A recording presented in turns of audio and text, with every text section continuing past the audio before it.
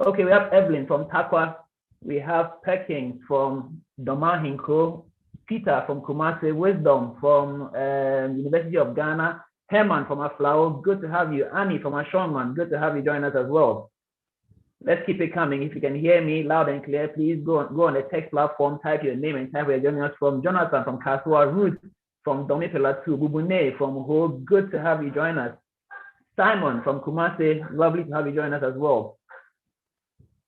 It's the 30th of January 2022. The year has already been, in fact, the first month is over, as you can tell for yourself. Tomorrow is 31st, and February is the next day. So if you're not ready for 2022, well, guess what? You don't have that choice anymore. We've moved, that plane has sailed, has taken off from the airport, it's already in the air. You better get yourself in gear so that you can benefit from what 2022 has to offer. So keep the names coming, keep the feedback coming. Thank you very much. Selassie from Japan, good to have you join us as well. Now we've indeed crossed borders.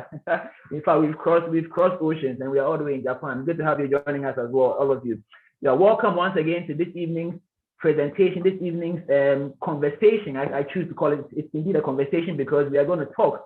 We are going to engage. We are going to discuss a few things because indeed many are the afflictions of the righteous, and for lack of knowledge, my people perish. And this evening, we are hoping to dispel some of the things that cause confusion for a lot of us when it comes to investment and which way to go with what. And I hope that at the end of this session, you are going to be motivated to start something serious with your when it comes to finances, or you are going to be motivated to take what you have now to the next level. At least as I share my experience, as I share my little knowledge from my perspective, we can make this work. Now, some ground rules as we get this show on the road. The first thing I want to encourage is that feel free to engage on the text platform. I have a team that we're going to be responding to your questions and contributions and whatever in real time. So keep engaging on the platform. It's a virtual presentation. So if you don't engage, it's going to be boring, and I don't want it to be boring. So keep the platform open. Type anything you feel like typing. If something is confusing you, put it in the comment section. If something strikes a chord with you, put it in the comment section. If you're excited about something you're hearing, put it in the comment section. So that's rule number one. Let's engage. Then number two, in order to reduce the bandwidth so that those people who are joining us from areas where the internet connection is not too strong, I'm going to ask that if you are not talking, when you have a chance to ask questions, you can put on your video and then ask your question. But if you are not asking a question, I encourage you to put off your video so that we can reduce the bandwidth, so that those who are joining from areas where the connection is not too strong can still be a part of this this session that we are having this evening.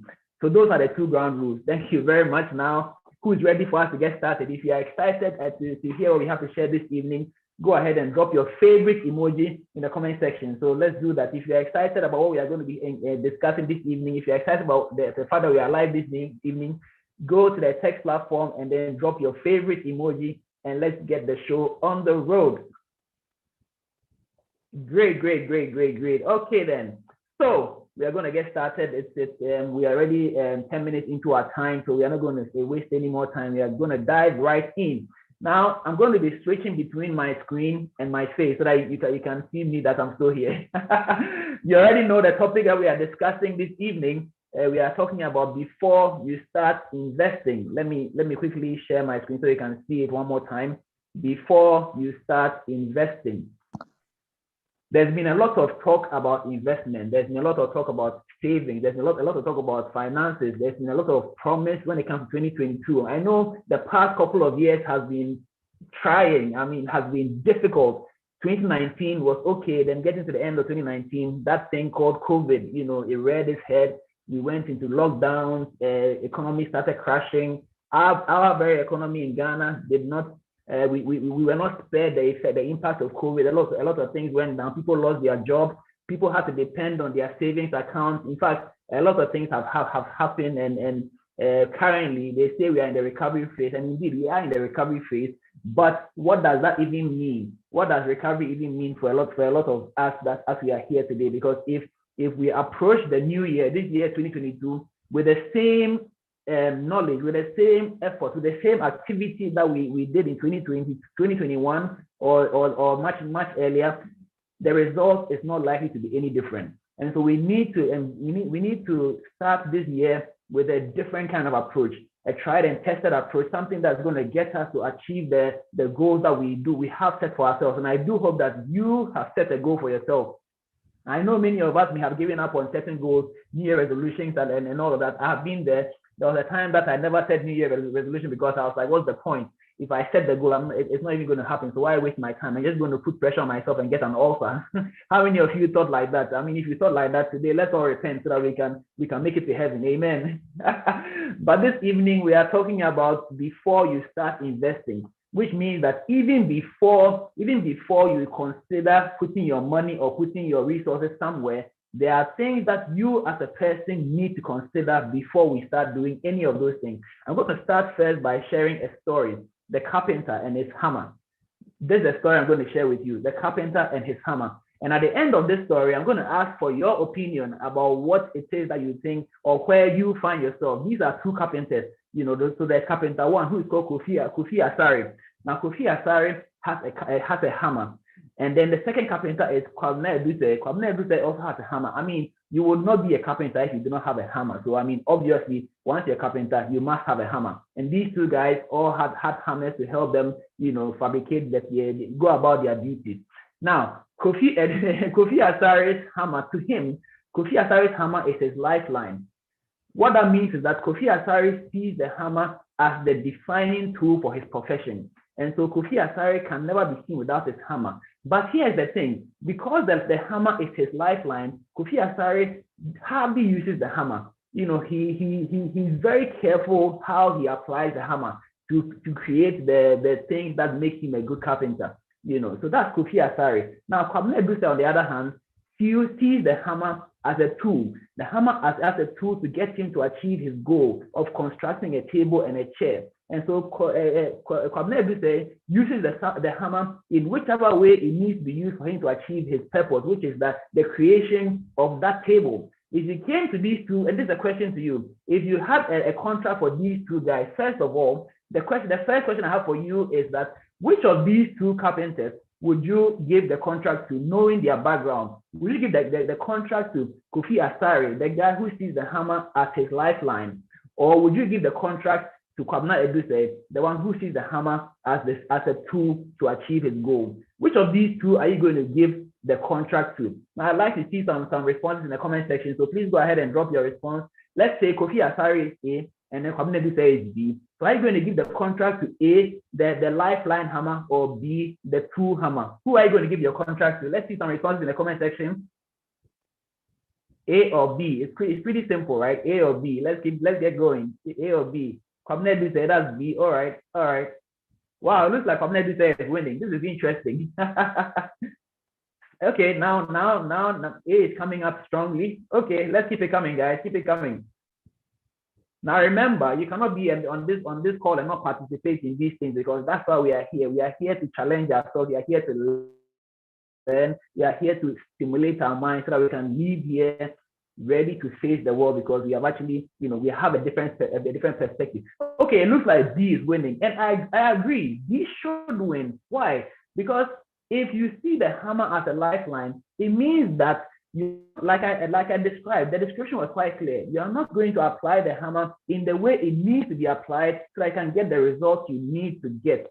And so you are going to spend energy trying to save the hammer, prevent the hammer from getting broken, because you are dependent on the hammer, and because you're dependent on the hammer, you are not going to get the best out of the hammer that you bought with your own money. Whereas if you see the hammer as a tool, you are going to apply the tool in the right way so that you can get the best results out of it. Now, when we put this scenario to you in this way, it's quite obvious where you should put your contract. And the obvious answer is B, to put your contract, give your contract to the one who is using the hammer the right way. But in reality, many of us on this call, many of us listening to me right here live on this call right now are A, Kofi Asare. And this is why I say that there's something called money. And this thing called money is something that all of us aspire to get a lot more of. But many of us are looking at money as our lifeline.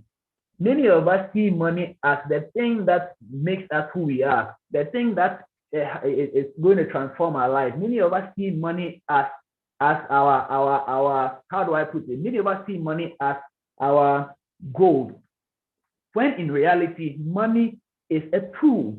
Now, this is the first thing that I'm going to challenge you to begin to think about, to begin to change your perception about, which is money. Money is a tool.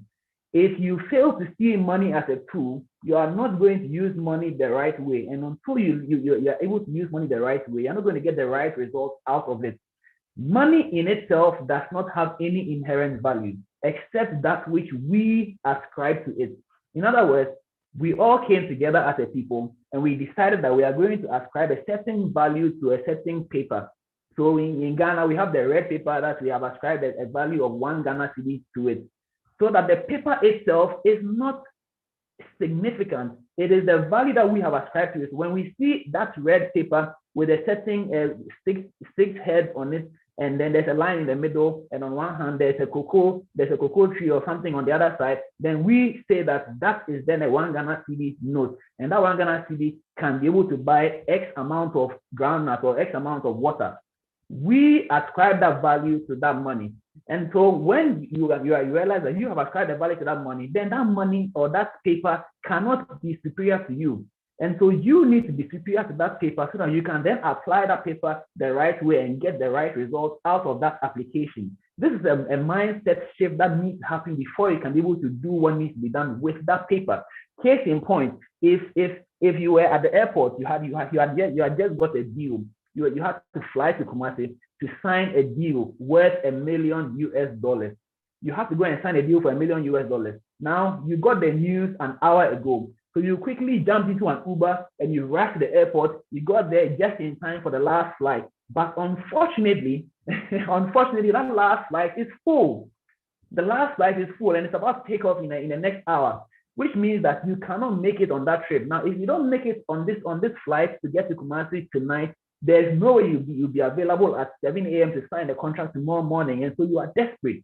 Now you encounter a certain gentleman who is willing to give you his ticket. You explain to him the situation and he's willing to give you his ticket, but he's asking you to pay him $10,000 for that ticket. Now, at that particular point, that ticket or that $10,000, how much do you think that ticket is worth to you? Is that ticket worth $10,000 to you, or that ticket is worth $1 million? Think about it and put an answer in the comment section. At that material moment where you need to go to Kumasi to sign that contract at 7 a.m. tomorrow morning, and that is the last flight, somebody is willing to give you his ticket, and he's selling you that ticket for $10,000. At that point, how much is that ticket worth to you? Is that ticket worth $10,000, or that ticket is worth $1 million? I'm seeing some comments already in the comment section. I'm seeing $1 million, $1 million. Is there anybody who thinks that ticket is worth $10,000? Is there anybody at all who thinks that ticket is worth $10,000? I see one person who says it's worth $10,000. Well, I strongly agree with everybody who says the ticket is worth $1 million. Yes, that ticket is worth $1 million. And so it goes to show that the value at that particular time depends on who wants it the most. And so money in itself does not have any inherent value. It is who wants it the most or who needs it the most that makes that money more valuable. This is exactly why when you go to the market to buy tomatoes, the seller puts a value on the tomatoes and tells the tomatoes is 10 Ghana cedis. You look at the tomatoes and you say there's no way this tomato is worth 10 Ghana cedis. So you also put a value of 7 Ghana cedis on that tomato. Then both of you negotiate until the value that both of you ascribe to the tomato becomes equal, at which point you pass the money. So the money is simply a tool, not the lifeline. The reason why I'm stressing on this thing is that this is the fundamental point that we need to understand before we can even consider investing. Because when it comes to investment, how you look at the money will determine what you do with the money. All right, so that's the story, that's the foundation. Let's go on. I'm going to share my last slide for now, and then we'll come back to my face. So investment versus saving.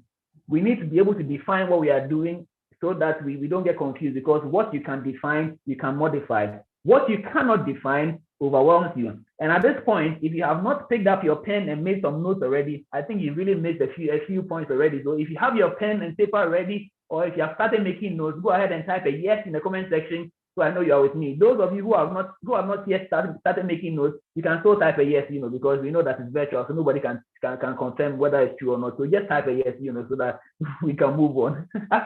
So everybody type a yes, so I know you are still following me, so that we can make progress. All right, thank you for the feedback. Like I said, it's a virtual presentation, so I need the feedback so that I know that we are still on the same page. And whilst you are if there's something that you don't understand, something that's complicated or confusing you, feel free to post on the comment platform as well. As time goes on, we'll allow you to ask your questions and then come on and then share as well, so that we can hear from you.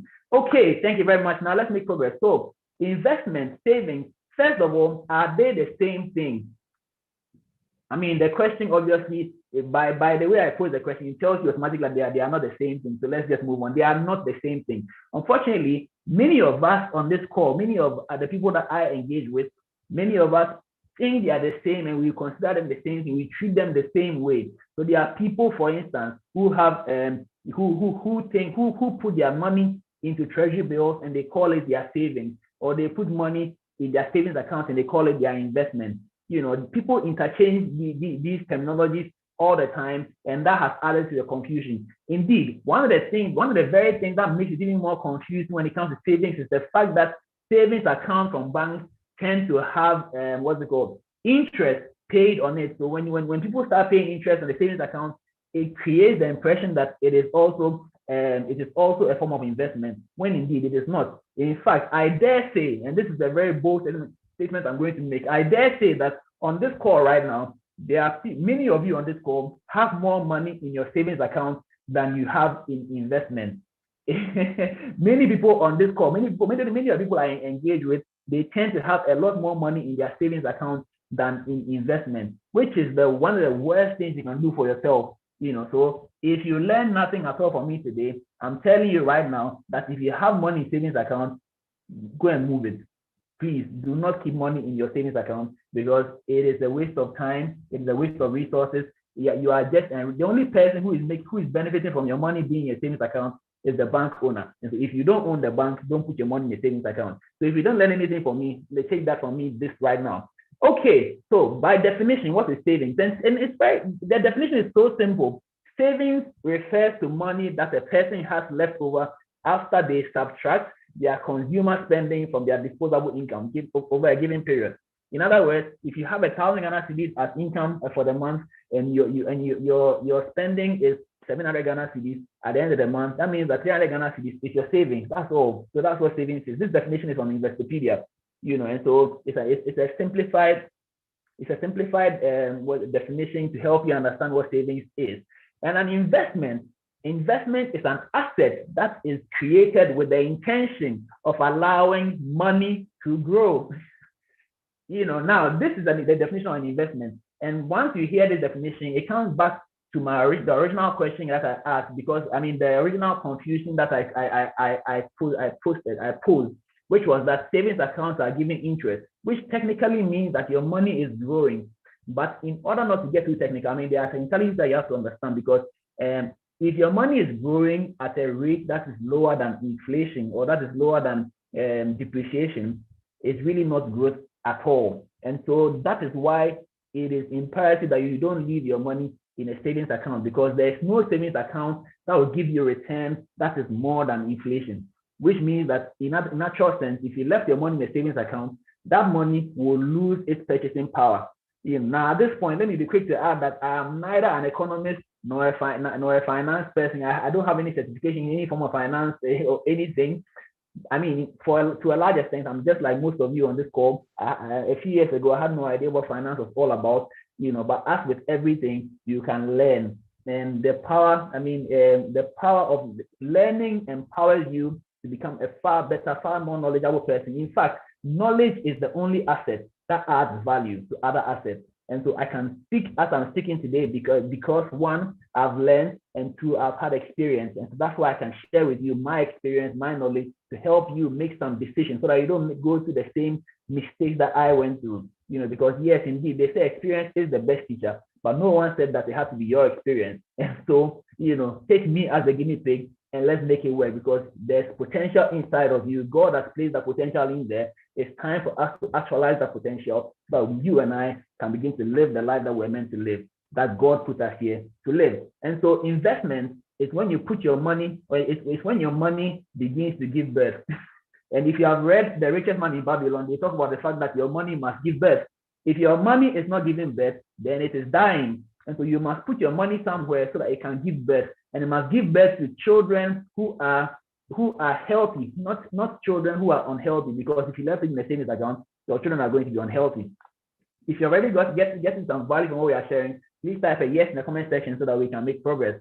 Give me some feedback. If you're already getting some value, type a yes in the comment section, and then we can make progress. So the connection between savings and investment is that you can grow your savings through investment.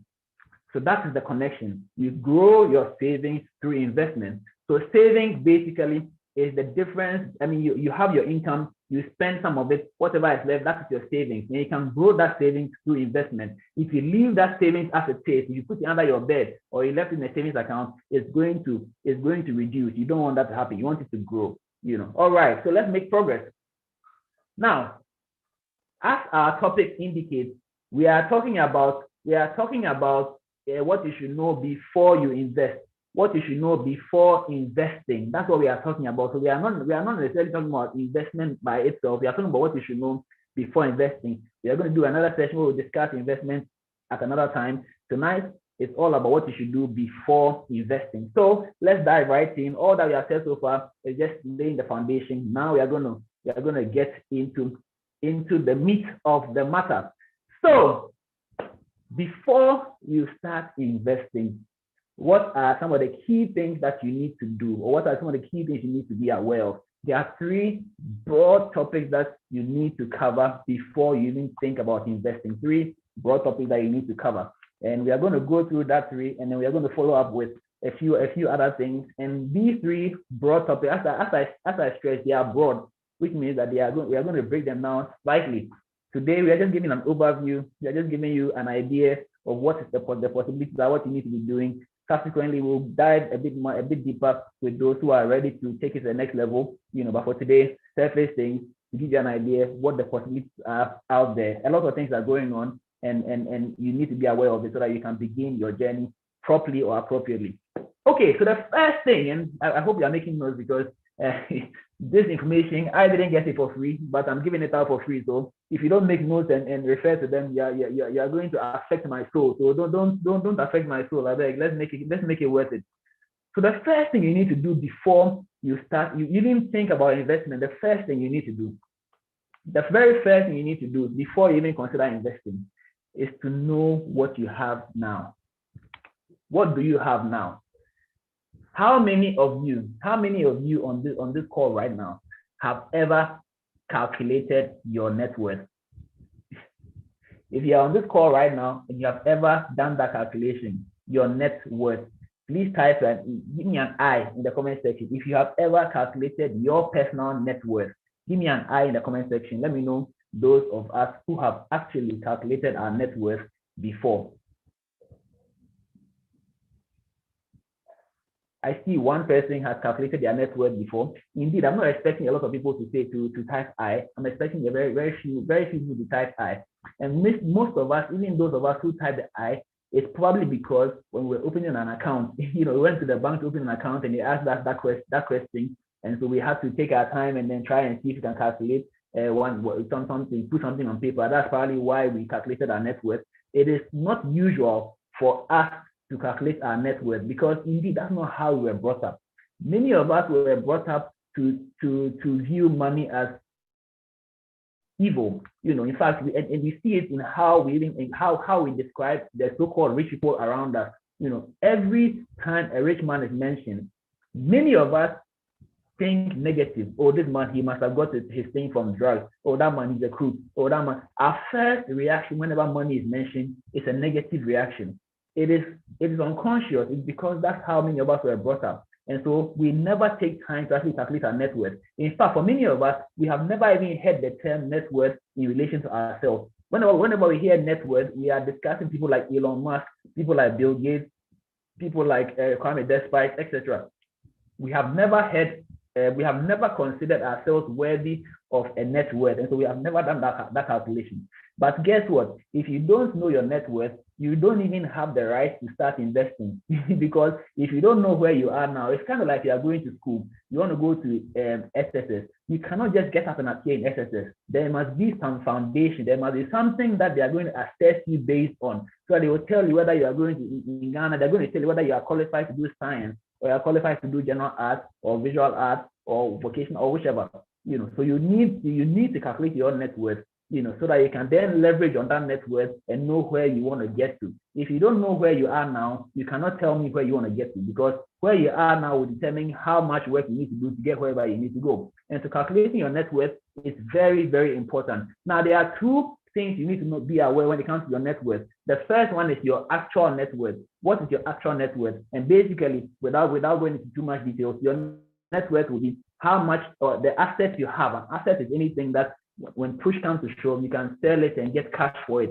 So if you have a shoe and that shoe is not the shoe that you are wearing right now, so that if you were to get in trouble right now, you can actually sell that shoe and use the money to offset the cost of whatever you are doing, then that shoe is an asset. But if it's the shoe that you are wearing right now, that one half of the shoe has raised, that you have put token on that shoe, obviously nobody would probably buy that shoe, so it cannot be an asset. So it cannot be put in an asset column. So an asset is anything that you can convert to cash when there's a need to convert, when there's a need for cash. So that's asset.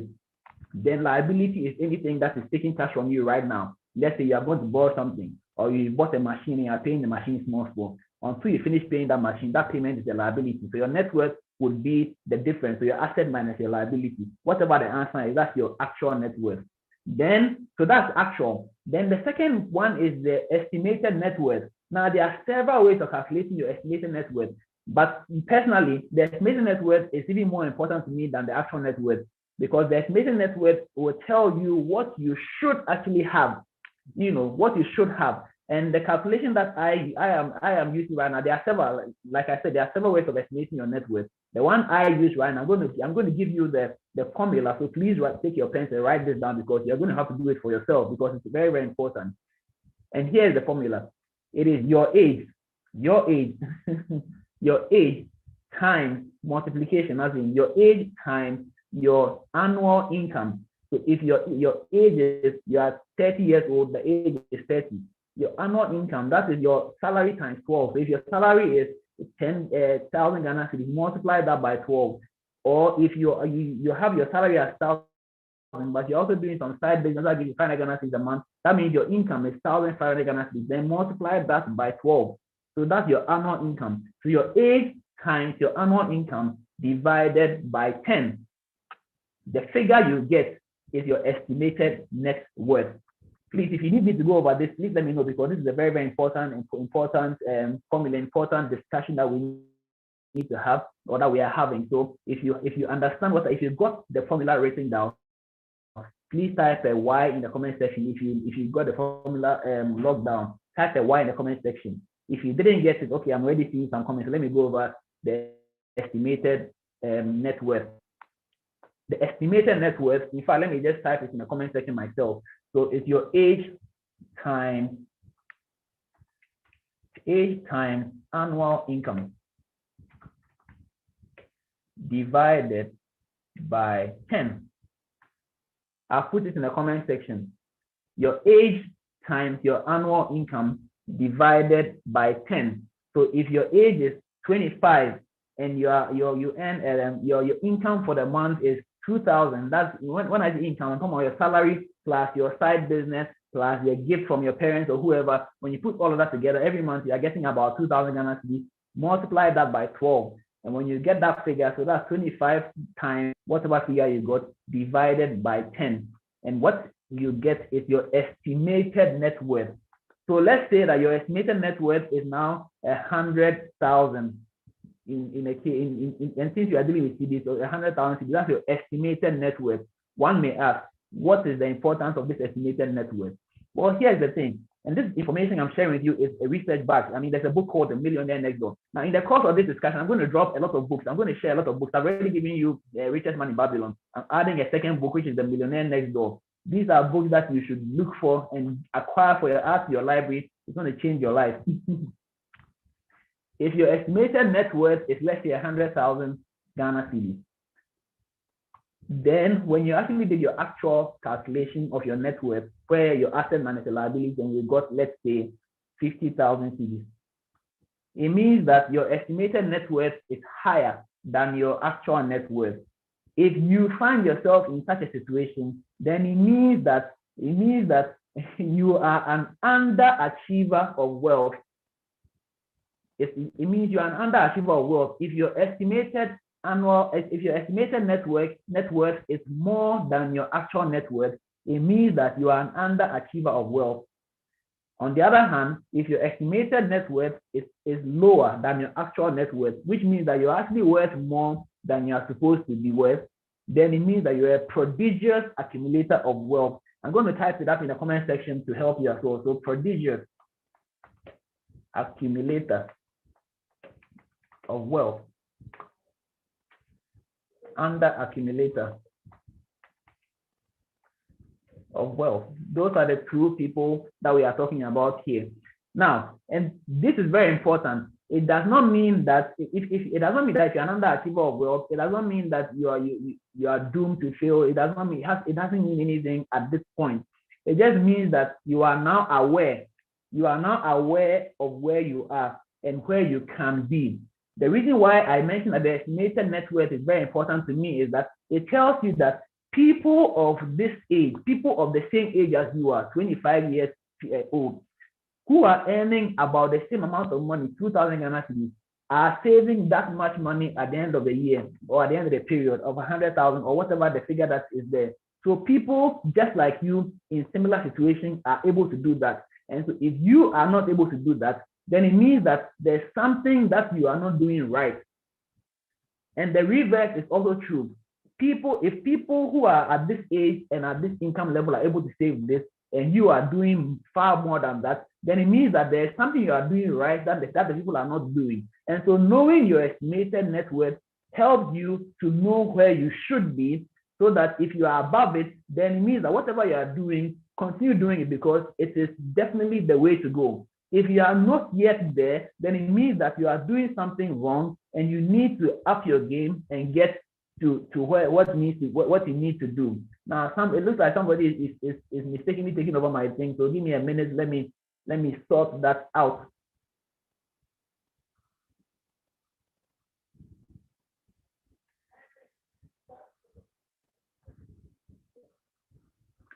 All right. So please, does this make sense so far? Am I making sense so far? Okay, there's a question on the platform. Let me quickly address it. So do you add investments to the annual income, please? If that investment is giving you income, because there's investment that is not giving income immediately, so if you have an investment that is giving you money every month, then that can count as part of your income, But if you have an investment that's not giving you income, then it does not form part of when you're calculating your estimated net worth.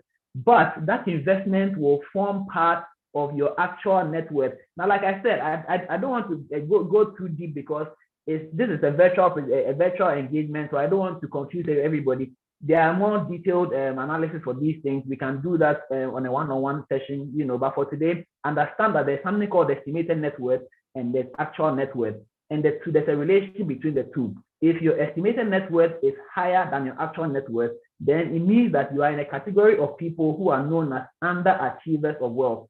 If your estimated net worth is lower than your actual net worth, then you are in a category of people called prodigious accumulators of wealth.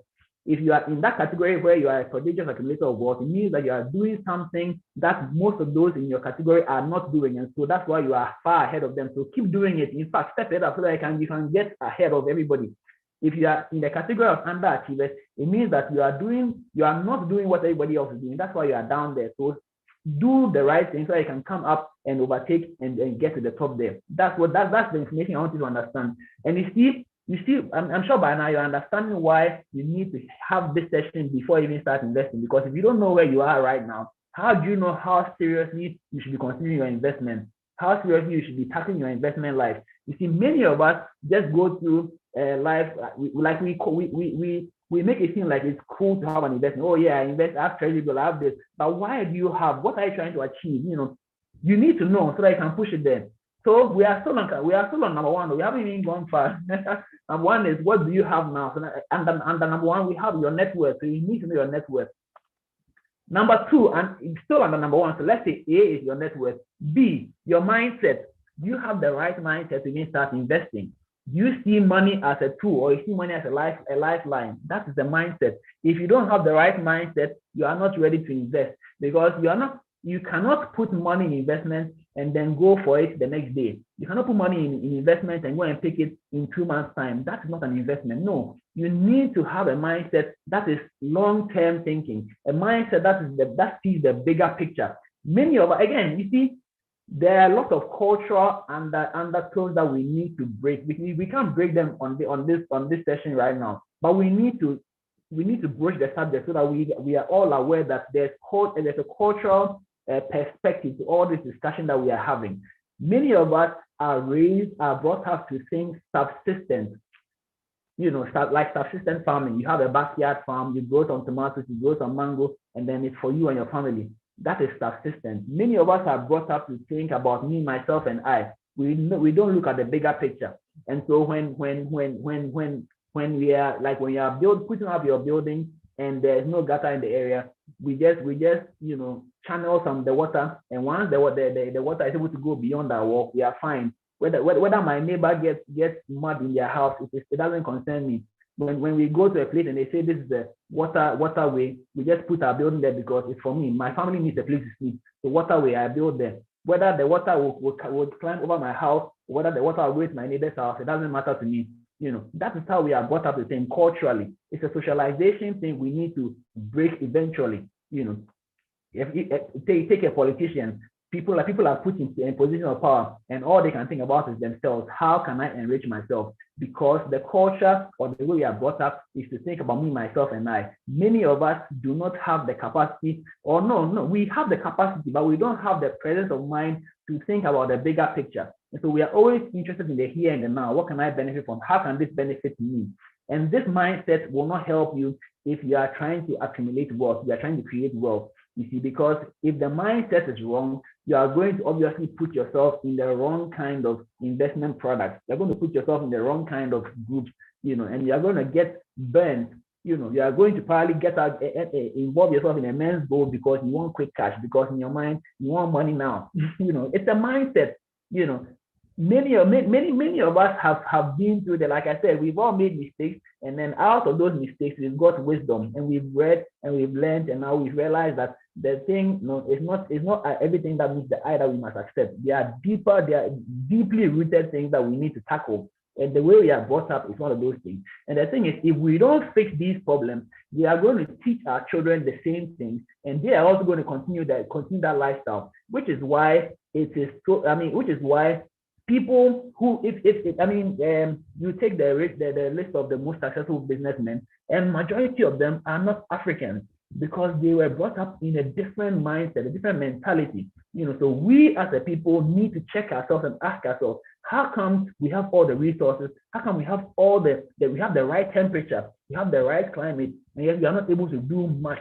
People living in terrible weather conditions are doing far more. It's not that God has blessed them any more than us. It's because of how we were brought up. So we need to change it. We need to break that cycle. It's up to us. It's our responsibility. So this session we are having here is to talk about investment, but it's much deeper than that. But we are not going to go. We have a lot to cover. So we are not going to use this session to break cultural things. I'm just letting you aware. I'm just letting you know that there are cultural undertones in everything that you do.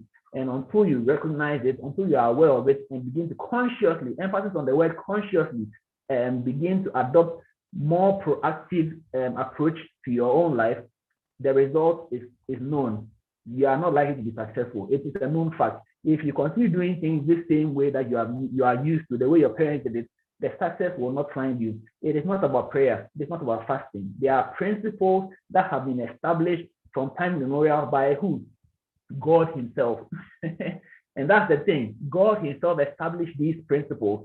And until you recognize these principles and apply them in your life, you can pray for the rest of your life, it will not make a difference. All right, so culture, very, very important. So your mindset must be right. If the mindset is wrong, it doesn't matter what you do. Then number C under the first point is your habits. And here, let me just paint an analogy for you. There's a saying, I'm sure you may have come across it. The saying is that if all the money in the world was divided equally amongst all the people in this world, in a few years to come, the money will still end up in the hands of those that had it in the first place. If you have ever heard this statement, please type a yes in the comment section. If you have ever heard this phrase before, please type a yes in the comment section. Let me know how many of you have actually heard this phrase before. Thank you, Jennifer. Thank you, James. All right, now the lead. Yes, Simon. Great. Good. Yes, it's a very popular saying, and indeed, it is true. It is because there are habits that successful people do that brings them results. It's not about the money. Like I said, money is just a tool. Money is not a lifeline. What makes you successful is the habits.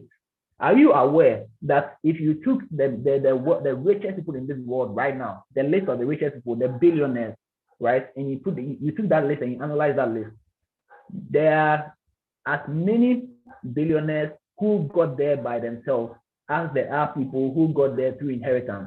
In fact, there are more billionaires today who made the money themselves than those who inherited the money. Which itself, I mean, it doesn't look like much, but that it's a whole lecture on its own. And here's another fact: those billionaires that made the money themselves are far richer than those who inherited the money. So think about it.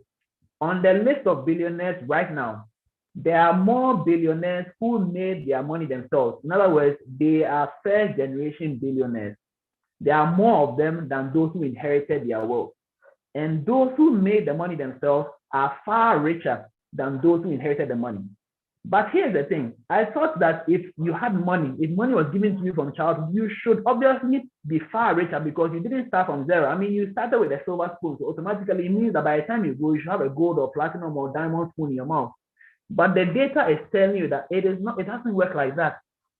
It's telling you that it doesn't work like that because people, and I remember once I start with Hammer, last two Hammer, and we had a conversation and I asked him how come he doesn't produce music anymore. He said he still does produce music every now and then, but he's not getting the music, the beats like he used to get. And I asked him why, and he said he's not hungry anymore. And that was a deep statement. You see, because when you're hungry, and I'm talking about hungry, like stomach hungry, like when you're hungry, there's a desire in you to achieve something, to break through, and so you give it your best shot. Everything you're doing, you're passionate about it, and it brings out the best out of you. When that hunger is no more there, your output reduces, or the passion comes down, and the result will show. And so people who are born into wealth, it takes a lot of things, it takes a lot of effort for them to stay on top of their game. But people who are hungry, people who are born with nothing with nothing, they are more likely to break through because the hunger is driving them. And when hunger drives you, matter anything is possible. So you have to stay hungry. That'd be the whole thing. So the habits, you need to adopt the habits that the successful people do, the thing that the successful people did that got them there. And the interesting thing is that many Ghanaians, and I'm speaking specifically for Ghanaians because I know I've encountered a lot of prominent Ghanaians. Many Ghanaians have the right habits, attitudes, they do it, they become successful. Then once they become successful, they stop doing the things that got them there. And many of us are following the same thing. We adopt the habits, we start getting successful, and then we stop doing the things that got us there. And then guess what? We start falling right back. And so if your habits are wrong, you won't get the success. You won't get them. They can give you all the money. It won't make any difference. And so my charge to you, 3 things: know your net worth, have the right mindset, and have the right attitude or habits. These are the things you need these are the things you need under the first point of knowing, of doing before investing. If you don't know, if you don't have these things, don't even bother because you're not going to get much out of it. All right, so that's number 1 concluded. Well, not concluded, but at least you can put a pause on number 1 and move to number 2. So far, if you've got some value, please type value in the comment section. Let me know if you have indeed got some value. If you have a question, this is the time to ask your question as well before we move on to the next point. So if you have got some value, please type value in the comment section. If you have a question, please ask the question before we jump into the next set of number 2. Before we jump to number 2. All right, Amos, Mohammed, good. Francis, good. Thank you. Wisdom, awesome. Okay, so number two. Number two. You know what? Let me do something. My mentor does this a lot. Let me quickly do something. So if you, I want one person to put on their video and tell me what one thing that they've learned. So please put up your hand if you want to share. If you want to share what you've learned quickly. My mentor does this a lot, and I need to learn it from him. So put up your hand if you want to share what you've learned, or I'm going to just call someone randomly. So if you have got something, please share just one thing you've learned so far. Quickly. Who is going to do that for me? Just put up your hand, and I'm going to unmute you so that you can share with us what you've actually learned.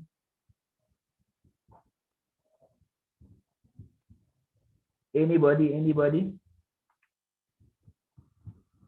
Or I should just call somebody. Okay, I'm going to call Irene. Irene, now. Oh, okay, good. Irene, you've been saved. So Mark, I'm going to unmute Mark. Mark, share with me one thing that you have got from all that we shared so far. Okay, so can I share with video as well so that we can... Because where I am, I cannot put on my video, unfortunately. Okay, go ahead and share. So one thing I have learned today, and I think is very important for me, is that after I did the calculation, and you said that when you realize that your actual net worth is lower than your expected net worth, then it means that there's something you are not doing right. And so you need to find out what those whose actual expected net worth are higher than the actual net worth and start doing them. And then if your expected net worth is actually higher than your actual net worth, then is lower than your actual net worth, then it means that there's something you are doing better that your other people are not doing. So you actually have to beef up what you are doing, keep it up, and then do even more so that you can widen the gap between you and those who are not doing what you are doing. Perfect. I couldn't have. And that's my take home for today. Thank you very much for sharing that. You mean that's your take home from point number 1 alone? That's good. All right, now Mateki, take us away. Just share with us one thing that you've learned so far from point number 1 alone. So mine is your mindset. Once you want to start an investment, you have to have a long-term mindset, and it shouldn't be short-term. So that is what I learned from the first point. Perfect. Thank you very much for sharing that. Okay, let's continue. I can see that people are engaged, and I'm excited. Okay, so number 2. So number 1 is, what do you have now? So all that we shared so far is what do you have now. So your net worth, your mindset, your habits. Those are the points under number 1. Now we are going to number 2. And number 2 is actually my zone. Number 2 is my zone. There's every speaker has their zone, the place they flow the most. If you left me 24-hour session, I can talk about number 2 the whole 24 hours. So it's going to be hard to cut it short, but I'm going to try and make it as short as possible because I'm passionate about number 2. And it's, where are you going? Number 2 is, where are you going? You see, once you know what you have, or once you know where you are, that's number 1. Where are you? Then you can now determine where you are going, or where you are going. And that's your vision, your destination. Where do you see yourself in the next 5 years, next 10 years? You see? And this is just a summary, because like I said, if you leave me, I can talk about this matter the whole day. So I'm just going to summarize. Where are you going? Before you get into an investment, you don't jump into an investment before you determine what the end game is. You need to know where you are going even before you jump into the investment. Now, this is something I was trying my hand, or I used to try my hand in forex trading. And there's something that you do in forex trading where when you put in the order, then you have to also set the limit as to when to get out of the order. If you don't set that limit and you get distracted more, you can lose all your money. And it's not child's play. Yes, stop loss. The point I'm trying to make is that if you jump into the trade before you now determine where the stop loss is, by the time you probably have put in the stop loss, you have lost. I mean, the thing has the money has finished. You see, so even before you put in the trade, you must know where your stop loss is going to be. Before you jump into the investment, you must know what the end game is. You see, so you have a long-term mindset, which is good. But that long-term, in that long-term mindset, where do you see yourself in the next 5 years? You cannot just put your long-term mindset is not enough. You cannot say that I'm going to invest for 5 years. Towards what? There must be a destination, must be a specific purpose. One of the mistakes I see a lot of us young people make, and myself included, is that we have investment, but the investment, we have a lump investment. So let's say, I mean, some of you are already practicing some of these things. So I'm sure I'm jumping my own gun, but let me just put it out there. So I'm sure you've heard about the percentage. Some people say do 70, 20, 10. Some people say do 60, 30, 20. There are so many percentages out there. Let's say that you have decided to save 20% every month. What does that actually mean? So your salary is 1,000 Ghana cedis. So you took 200 Ghana cedis and you put in investment. So to you have an investment. And yes, you do have an investment. But that investment, so every month you put in 200 Ghana cedis there. Towards what purpose? So you realize that because you have all the money sitting in one account as an investment, so at the end of the year, you've saved 200 Ghana cedis for 12 months. So that's how much, 2,400 Ghana cedis. So you have 2,400 Ghana cedis in investment. So when your sister now comes and tells you that I'm desperate, I need a loan, and then you carry 2,000 Ghana cedis and give to your sister because you actually have that money, you've missed it. You didn't actually put a specific task to your money, so that 200 Ghana cedis should actually be divided according to what you wanted to go and do. And interestingly, just this past week, it looks as if everybody was, and this is another thing. When you have a vision, when you have a destination, the universe will conspire to make it easier for you to achieve it.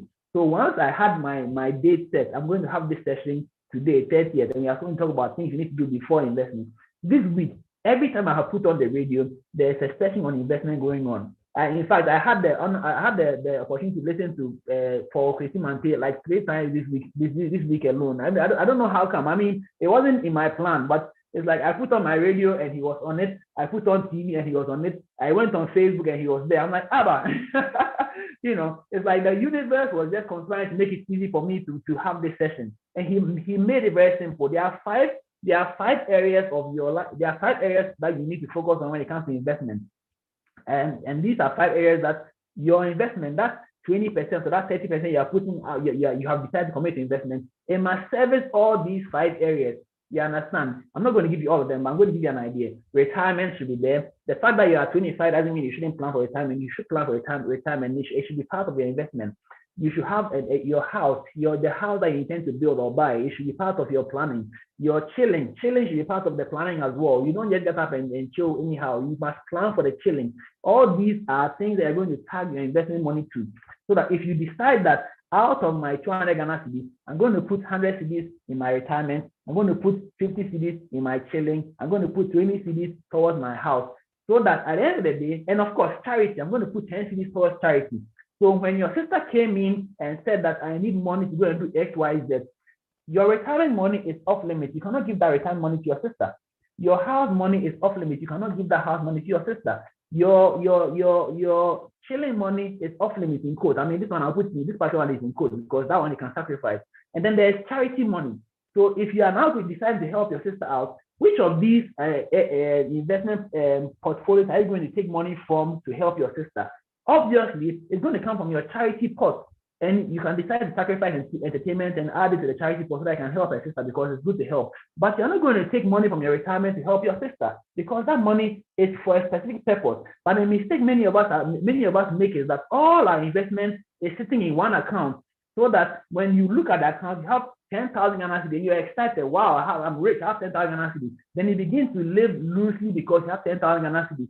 Forgetting that 10,000 Ghana cedis is actually all your 5 investments put into one. Because you did not break it apart, it has created the illusion that you have money. Meanwhile, you don't have money, And to add insult to injury, because you never did a calculation about your net worth, you are not even aware that your liability is more than your assets. And so you are out here doing good to other people when indeed you yourself, you need good to be done to you. And so you need to know where you are going so that everything that you are doing will fit into the master plan. Because if you don't know where you see, once you know that I'm going to Kumasi, you cannot sit in a car that is going to Ho, because there's no way you can go to Kumasi through Ho. You get there and you have to come back to Accra before you can go to Kumasi. And so knowing where you're going will help you to pick the right investment product to help you yourself achieve that goal. So that if your aim is to buy a car in the next 5 years, you are not going to put your investment in something that will mature in 3 months. No, because when the money matures in 3 months, you are likely to spend it so that you cannot buy the car eventually. If you want to buy a car in 5 years' time, you're going to put the thing in an investment product that's going to mature in 5 years, so that when the 5 years have come, you pick that money and you buy the car. If you're investing towards buying a house in 10 years' time, you don't put in an investment that will mature in 1 year. So knowing where you're going is very, very important before you even start investing. So that you don't put your hard-earned money in the wrong place. You don't go and put your school fees. Your school fees is not even your money to begin with. That money is already accounted for. In fact, how many of us have actually mapped out our salary against how we spend it, or where the money is going to go? Are you aware that your salary is not yours? I'm using a different angle. Your salary is not yours. The first mistake many of us make is that we assume that our salary is for us. And so once the salary counts, we start spending. No, your salary is not yours. And that is what every investment analyst will tell you, that pay yourself first, because your salary is not yours. You live in a place where you pay a rent of 100 Ghana cedis a month, which means that if your salary is 1,000 Ghana cedis, 10% of your month is for your landlord.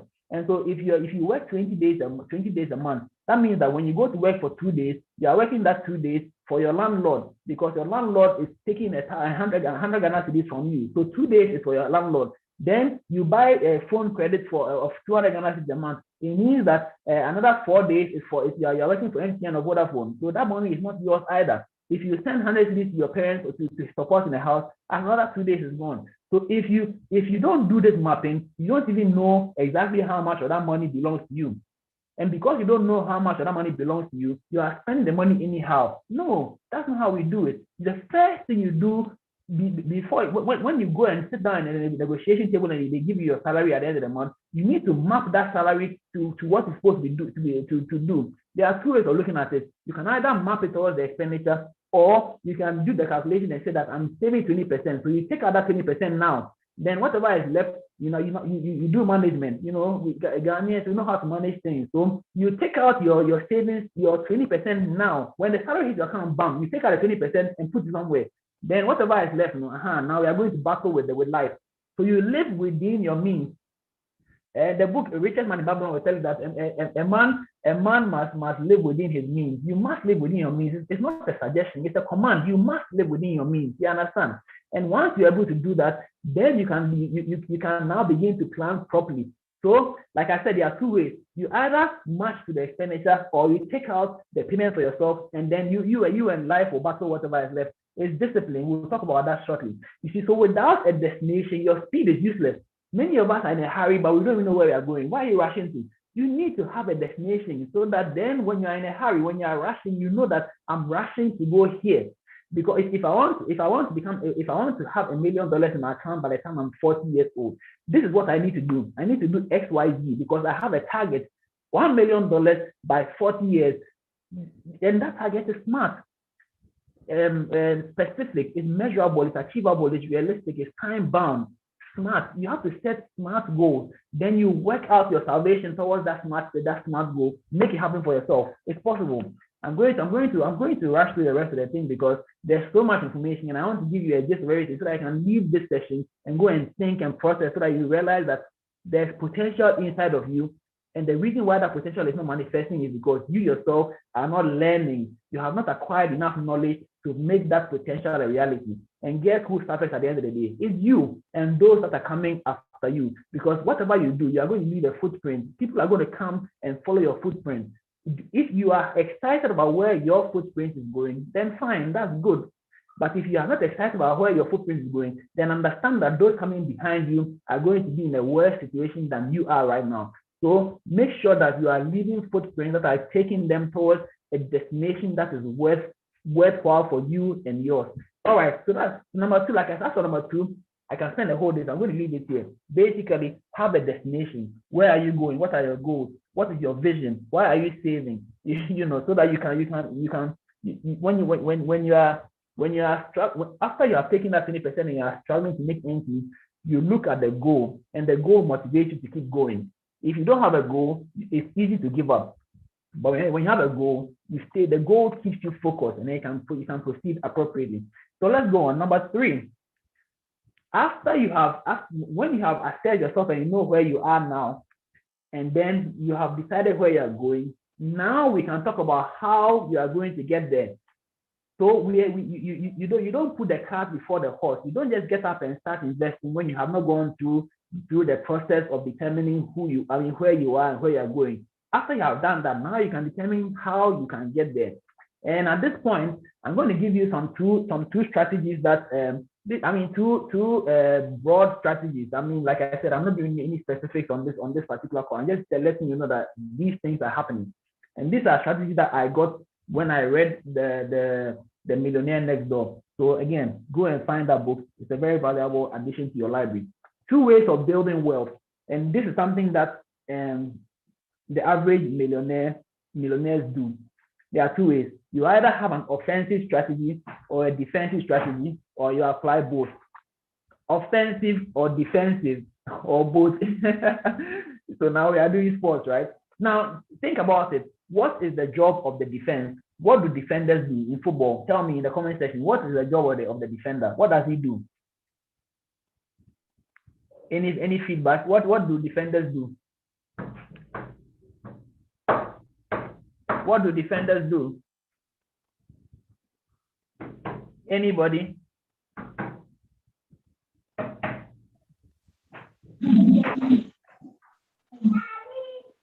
Hello? Yeah, defenders try as much as possible to prevent the ball from getting into their net. Exactly. So defenders protect the pole. Good. Defenders protect the goal. And what do the offense? What does the offense do? The offense tries to score a goal. And so when it comes to wealth building, there are 2 strategies. You either play defense or you play offense. Defense simply means reduce your expenditure. It's not that deep. Just reduce your expenditure. That's one way, and it's a proven way of accumulating wealth. When you reduce your expenditure, you can actually accumulate wealth. I'll explain it briefly. Then offense simply means increasing your income. That's also a proven strategy. So if it is possible for you to increase your income, by all means increase your income, because that is another proven way of accumulating wealth. But if you can actually do both of them, do it, because that accelerates your ability to actually accumulate wealth. You see, now when we go back to the richest man in Babylon, and the reason why I keep referring to richest man in Babylon is that book was actually the information that was put in that book was written 6,000 years ago. That book was the book itself was printed in 1925, I think, but the information that was transcribed into the book was 6,000 years old. It tells you that knowledge or wisdom, the wisdom that leads to success, is the same wisdom that was available 6,000 years ago, is the same wisdom that's available today. Because when you apply the principles in the richest man in Babylon today, you're going to get the results that successful people have been getting over and over again. And so it tells you that the wisdom there is one. So seek knowledge, it is there. Now, the richest man in the Bible will tell you that, and because it's written from a man's perspective anyway, so it tells that a man can live on 70% of their income. And it tells you that you should list all your expenditure. And after you have listed all your expenditure, cut down by 30%. That's all. It doesn't make it any less. It doesn't sugarcoat the way. It just tells you straight up, cut down by 30%. So immediately you have created 30% that you can use to invest. That's all. And so that's what it means. Defensive. Cut down your expenditure. You create a new pool of money and then invest that pool of money. If you think that's too harsh, increase your income. Money, like I said, has no inherent value. Money is just a representative of value exchange. And so if you want more money, all you have to do is increase your value. So if you become a more valuable person, money will come to you. money flows from a place of low value to a place of high value, which is why the manufacturers of Apple phone will never be broke, because Apple phone is obviously something that a lot of people value, and because they value it, they are willing to pay money for it. And so long as they keep valuing the Apple phone and they keep valuing the Apple phone, they are going to dole out significant cash to match the value that they place on the Apple phone. And so long as the manufacturers of the Apple phone continue to churn out valuable products, they will never become broke, because money flows from a place of low value to a place of high value. So if you think that you want to increase your income, then all you need to do is increase your value.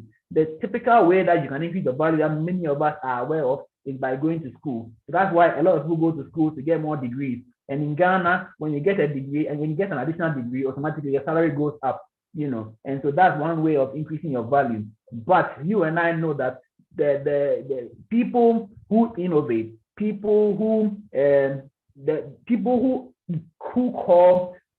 command a lot more value are not necessarily people who have gone to school. And so that's another angle that you can think about it. How much more valuable can you become as a person so that you can command more return in terms of money? That's a task that you need to think about, and then we can discuss that and see how we can help you do that. But you need to understand that, and this is deep information that when I realized this thing, it made me humble. It made me humble because I always thought that to become rich, you needed a high-paying job, you needed a high income. But indeed, research has shown that the average millionaire does not have a high-income job. This is very important, because many of us on this call, we think that when we get paid more, we are going to be able to save more. Indeed, it's not true. The average $1 million net worth individual does not have a high-paying job. It does not have a high-income job. They are actually, and that's the purpose of the book, The Millionaire Next Door. Then the book is telling you that the person living next door to you is most likely a millionaire. That's what the book is talking about, and it's giving us information, it's giving us research as to how it came by that conclusion. And at the end of the day, to tell you what these people are doing that's making them a millionaire, or making them have a net worth of $1 million. And the conclusion of the matter is that you don't need to be a high income earner to become a millionaire. You need discipline. The number one requirement is discipline. The number two requirement is a strategy. And number three requirement is you need an accountability system. So number one, discipline. Number two, strategy. Number three, an accountability system. And that is what I came to share with you this evening. These are the things you need to do, you need to know, you need to be aware of even before you start investing. So that today, when you go and sit with an investment broker or whoever and you are discussing investment, you are discussing it from the position, from the background that this is what I am trying to achieve in the next 5 years. And I need you to help me achieve that. It is not about what you want, it is about what I want. So that when you have this background, when you have this understanding, nobody can force you into an investment that is not in line with your vision, not in line with where you are going. You will not be tempted to go into a men's goal because you want quick return, because you don't need quick return if you have a 10-year plan. Quick return to do what? Because if that quick return money comes right now, you are going to waste it because your plan is a 10-year plan. You're not going to jump into anything that doesn't enhance your plan. You see, you're not just going to be doing things anyhow, because now you are speaking from a position of purpose. You are speaking from a position of vision. You understand what you are doing for yourself. This is what I'm talking about. Now, I started this by telling you that I'm not a financial anything. I haven't been to finance school. I don't have a finance certificate. All I have is experience. All I have is knowledge. I've learned. I've passed through some of these things, and I understand what it is that is happening right now. In fact, I can hold my own with any investment broker any day, not because I'm too known, but because I have learned. You see, for lack of knowledge, my people perish. You see, we talk about the fact that God is knowledge, and they that approach him must come to him with knowledge. And you realize that the more you read, the more you realize that indeed God is knowledge, because everything that we are reading about, everything that is written out there already was represented in the Bible. If only we took the Bible seriously, a lot of the mistakes you are making, you would never have made them. You understand? And so, yes, by all means, we need to be successful because God put us here to have dominion. He put us here to have dominion. He put us here to run the show, not to be run. Many of us are being run, but He put us here to run the show. The reason why we are not running the show is because we've allowed other things to take priority. We have allowed other things to take precedence. We have allowed, look, the phone. We all have a phone. I have a phone. I'm using my phone right now. Many of us, our phone has become a liability. We put money in the phone. We put everything in the phone. We are spending time on the phone. How many of us are being paid by this phone? This same phone that we are holding is what has made Kabi Lame now a millionaire. I'm sure you know Kabi Lame or Kabi Lame. He's now a millionaire because he has a phone. His phone is no longer a liability. His phone is an asset. How can you and I convert our phone, this same phone, into an asset?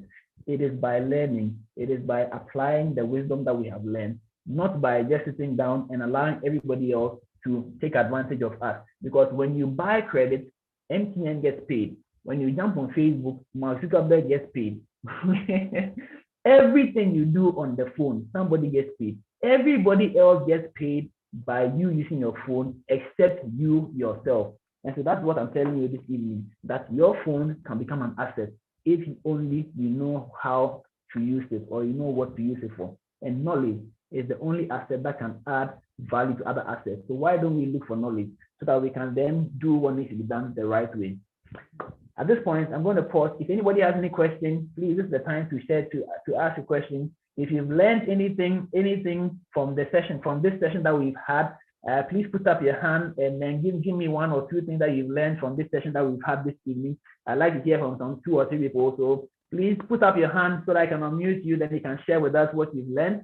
And I'm excited to have taken you to have been able to have this session. I mean, there was a lot of pressure on me trying to prepare for this thing because I didn't know how it was going to turn out, but thankfully you made it worthwhile. We are here right now. I'd like to hear from you so that I know whether indeed this has been a valuable session for you as it has been for me. So please put up your hand and share with me what you have learned from this session today or this evening. So please go ahead and share with me. Put up your hand so that I can unmute you and then you can share with us what you have learned. Anybody sharing with me? I want to hear from you guys. Go on, don't be shy. All right, Peter, go ahead. Hello. I want to thank you for the presentation. I believe it's a powerful one. I've learned so much, especially I want to talk about reducing your expenditure. I realized that at the end of the month, I get my salary. That is when a lot of things come to play. I buy this, buy that. So I realize within a week, my salary is gone. And I will start struggling. Hearing you this evening, I think I've learned that I need to sit down and do something about my expenditure. Cut it down and rather increase my income. I'm grateful. Thank you. Thank you very much for that feedback. Thank you very much. Anybody else want to share anything they've learned this evening? Bye. It's one thing to hear the information, and it's another thing to repeat it. When you're able to repeat it, then it means that you have actually assimilated it. So go ahead and share with us what you've learned, and then that can also convince you yourself that indeed you have learned something. So anybody else want to share with us what they've learned this evening? Okay, Jones, go ahead.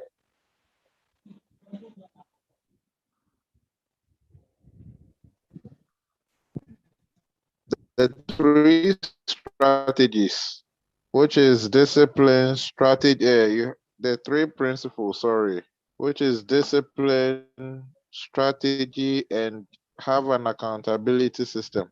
That's what will take us to our destination one day. Indeed, that's very, very true. If Jawa wants to find out why the estimated net worth calculation is divided by 10.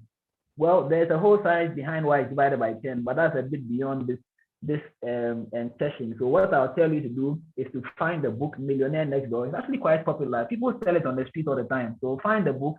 All the information you are looking for is inside that book. Read it and then come and let's have a discussion. All right, Edwin, please go ahead.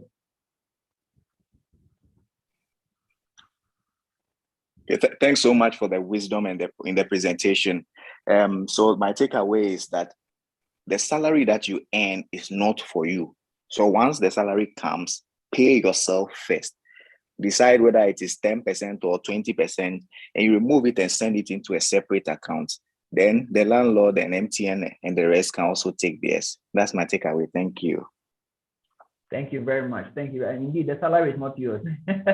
Don't ever make the mistake of thinking that the salary is for you. If you do that, you end up in serious trouble. So it's not yours. I mean, if you didn't learn anything at all, please learn that one from me. It's not yours. All right, Grace, go ahead.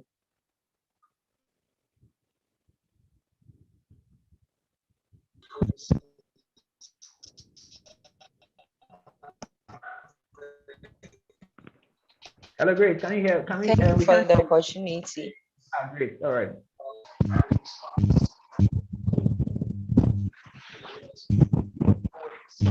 So what I have considered a second job.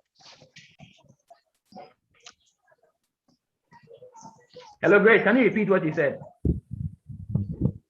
Yes, so I've learned that it's good for me to consider a second job, something that will bring an extra income home. I like that you have made it practical. That's actually very, very good. I mean, a second job, a third job, anything, you need to increase. If you have to increase your income so that you can make ends meet, go ahead and increase the income. A lot of us are limiting ourselves too much because we have one full-time job. We think that that's enough. So it's only enough when you have a target and you know that the target is here. If my target is here and what I'm doing now is not getting me there, you need to find something else to do. It's a very, very good point you're raising, Grace. Thank you very much. Thank you too. Francis, let's hear from you. Yeah, thank you so much. What defensive and the offensive strategy. And I think from now on I have to apply.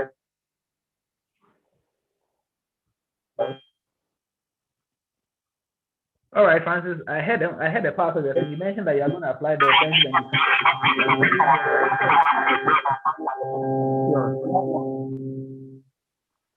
and my network. Yeah, so I think Francis' network is misbehaving. So let's hear from Ebenezer. Okay, hello. Yes, Ebenezer. Okay, so powerful nugget from this evening session. One very nugget I took initially was what you can define, you can modify, and what you can't define will overwhelm you. That was really huge for me. And secondly, the fact that we shouldn't keep money in our savings account. Once you do that, you are giving money to the bank owner. He is making interest out of your money that you are putting there. So you need to find means and diversify the kind of money or the savings that we save. We need to find means to invest this kind of profits or these kinds of salary that we made throughout the day or throughout the year. Thank you very much. Thank you very much. Yes, indeed, what you can define, you can modify. What you cannot define overwhelms you. So that is why you must define your goal. If you entered this year 2022 without a goal, remember that you are telling yourself that whatever can happen, whatever is going to happen should happen, and we don't want that to happen. You need to define your purpose, your goal for this year. Then you can work towards it. You know, if you have even if you miss the target, at least you got somewhere close. Then you can modify it and then hit it subsequently. But without a target at all, you can. I mean, then you might as well just die and go home. Okay, there's an interesting question on the platform. Please, what about those of us who don't take monthly salary, but the money comes in bit by bit, and sometimes you can't even make an account for it? Well, if you say that you can't make an account, let me start from the bottom, the end. You can't make an account of it. No, you have to make an account of it. That's the discipline we are talking about. You have to make an account for it. Once money is coming to you, you need to account for it. Once you begin to account for it, you are going to realize that a lot of money has actually passed through your hands. And then you sit back and then you now strategize how to keep that money. You see, because you're not accounting for it, that's why you're unable to keep it. You see, so if I were to ask you right now, what is your monthly income? The fact that you are not getting salary does not mean that you don't get a monthly income. You have to be able to define. Remember, Ebenezer just reminded us about what you can define, you can modify. If you're able to define how much you're getting at the end of the month, then you can now modify, you can now increase, you can now add on to it. So what did I do to earn this money? And what can I do to earn more of it? Is it if I'm a hairdresser, do I need to go back to school and learn how to do some new hairstyles so that more people come to me? Or do I need to add new different times? Do I have to change my working hours so that I can appeal to more people? Because if I'm a hairdresser and I'm working in an area where people go to work from 8 a.m. to 5 p.m., obviously within that time they cannot come and do their hair in my place. So if I also go to work from 8 a.m. to 5 p.m., I'm going to lose out on all those work years. So why don't I go to work from 2 p.m. to 8 p.m. so that when they close on work, I'm still open, they can come over there, then I can increase my, you are adding value to your service. People are going to pay you. The point I'm making is that whatever you are doing, you need to be able to define it. And after you have defined it, then you can begin to modify it. And so you sit back, right? And now there are apps on your phone that you can actually use to track all these things.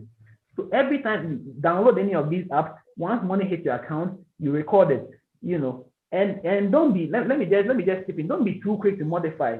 You need to define it first. So the first, give yourself a month or two, just the same things you are doing. When don't change anything. Let the money come in as it's coming. But now the only thing you're going to ask is you're going to record it. When the money hits your account, you record it. When you spend money, you record it. Do this for a month or two, and then I'll sit back and assess. Okay, so I received this much money in the past 2 months, and I spent this much money. Okay, so it means that if I cut down here or I increase here, I can get here. That's what we are talking about. No one is saying it's going to be easy. No, that's for easy there. For easy, come tomorrow. It's not easy, but it is possible. And that's what I keep saying. It is the fact that it is possible. That's why we are here this evening, to point out that people just like you are doing these things, and they are doing it far better than you. If they are doing it far better than you, it means that if I also learn it and apply myself, I can get to where they are and possibly overtake them. That's why we are saying that there's potential in you, and you can actually make that happen. There's another question. Amos is asking, please.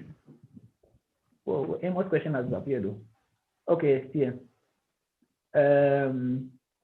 Okay, Akria is saying that my takeaway is money is a tool and not an end in itself. Yes, that's very true. Please, I have a question. This one, Amos. As a starter to wealth creation with a capital of 500 Ghana cedis, what do I venture into?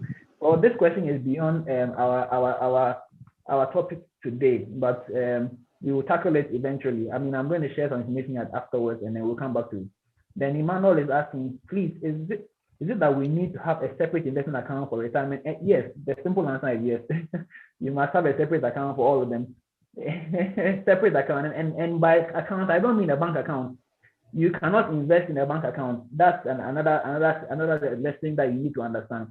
A bank is a bank. A bank is not an investment house, and so you need to find the right investment for your product. So if it is retirement you're looking for, there are people who are skilled in retirement. Work with them. If it is a car you want to buy, there are people who are skilled in all those things. The point I'm trying to make is that once you have decided that I am investing towards this, then you now find people who are skilled in doing exactly that, and then you work with them. That's all. But don't assume that investment is investment and just put everything together and be going like that. No, when you do that, the person who will lose eventually is you.